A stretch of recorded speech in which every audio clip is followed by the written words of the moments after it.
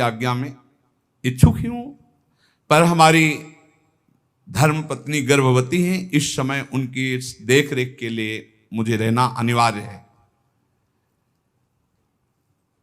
उन्होंने कहा कुछ समय, लेकिन जिस समय मैं आगरे को चलूंगा आपको साथ चलना होगा। कहा ठीक है। वो दिल्ली से लौटकर घर आए, बादशाह के साथ आगरा जाने की बात तारा रानी को बताई, परिवार के जनों को बताई।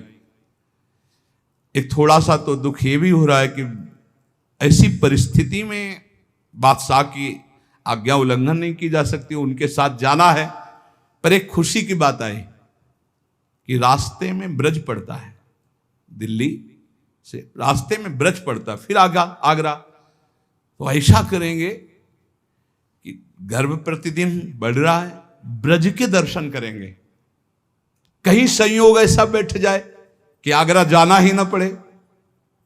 हाँ, ये बात तो बड़ा उत्साह छा गया, मानो भगवान ने सारा विधान बना दिया बादशाह की आज्ञा की। उसमें व्यास मिश्र जी को बहुत अच्छा लगा ये तारा रानी और निज जनों का विचार। व्यास मिश्र जी ने तत्काल सूचना पहुंचाई कि मैं आगरा जाने के लिए तैयार हूं, आप तैयार हो जाइए। पर मेरी प्रार्थना है कि रास्ते में ब्रज पड़ता है और वो हमारे इष्ट देव की लीला स्थली है, और इस समय हमारी धर्म पत्नी गर्भ से है।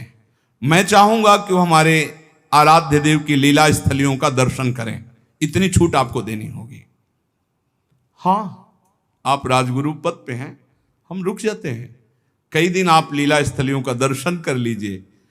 बोले इसलिए कि गर्भस्थ शिशु पर बड़ा प्रभाव पड़ता है। जिस समय मां के गर्भ में बालक होता है, जैसी जैसी वार्ता, दृश्य, भोजन, व्यवहार, वो सर्व गर्भस्थ शिशु पर प्रभाव पड़ता है। पृथ्वीपति बादशाह ने स्वीकार कर लिया। अब तो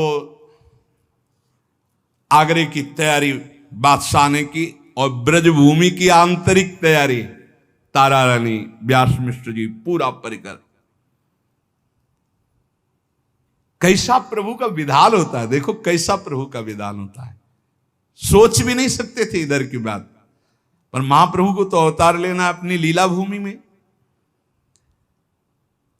व्यास मिश्र जी अपने नित्य निजी परिकर के साथ बादशाह का पूरा सब परिकर, भारी व्यवस्था, वहां से चले।